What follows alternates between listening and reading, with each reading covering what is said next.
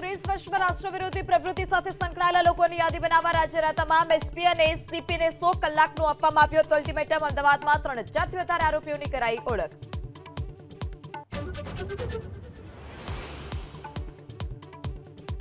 બેલોની કામગીરી સાથે જોડાયેલા શિક્ષકની આત્મહત્યાથી શિક્ષકોના સંગઠન આક્રોશિત. એક દિવસ ઓનલાઈન કામગીરીથી અડગા રહેવા શૈક્ષિક સંઘની જાહેરાત.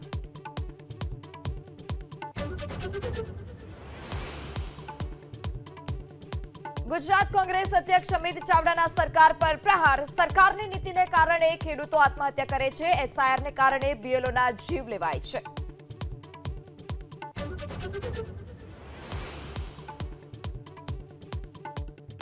મતદાર યાદી સુધારણા અભિયાનને લઈ અમિત શાહનો સણસણતો જવાબ. કેટલાક પક્ષો દેશને નબળો પાડવા એસઆઈઆરનો કરે છે વિરોધ.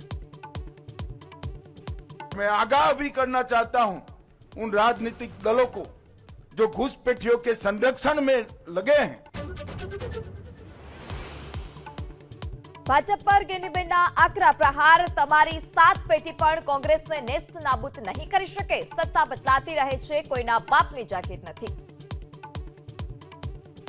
લોકશાહીની અંદર એક વોટનો અધિકાર મળ્યો છે એ છીનવાઈ ના જાય એના માટે કરીને સમય મર્યાદાની અંદર ફોર્મ ભરાવજો.